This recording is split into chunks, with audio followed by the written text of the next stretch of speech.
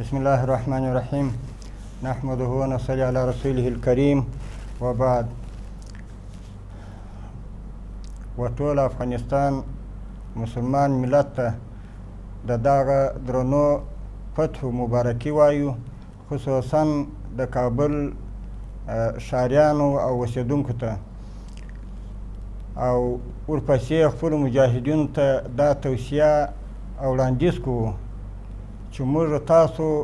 دغه حال ته ورسېدو چې هغه هېڅ توقع د دې نه کېده چې په دغه رقم به موږ په افغانستان کې کامیابه کېږو، خو دا د الله پاک نصرت او مدد و چې الله پاک دغسې فتوحات او دغسې کامیابیانې چې په دنیا کې یو مثل نشته، نن ورځ زموږ تاسې پر لاس باندې راوستلې. نو موږ تاسې باید د الله پاک شکر وایو، د الله پاک سره راضي اوسو، د الله پاک ته هر وخت په عجز باندې او تکبر او یو غرور راڅخه ونه شي. نو محترمو، تر مخه چې کوم وخت و هغه دغه مسؤلیت موږ تاسې ته نه راجع کېدی لکه اوس، ځکه اوس موږ تاسې د امتحان د ازمایښت وخت راغلی، ځکه اوس موږ تاسې په دې باندې مبتلا کېږو، ځکه ورځ په ورځ به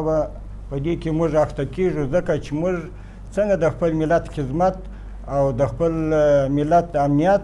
او د دوی د ژوند د زندګۍ او د آرام او په آینده کې د اوسېدو اطمینان څه رقم ورکولی سو. نو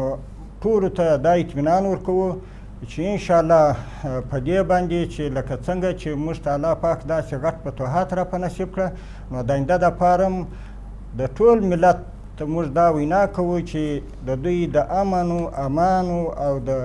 ښه ژوند د زندګۍ د برابرولو وس توان تر خپله طاقته پورې دا کوو چې دوی ته دغه د زندګۍ ژوند ور برابر کړو.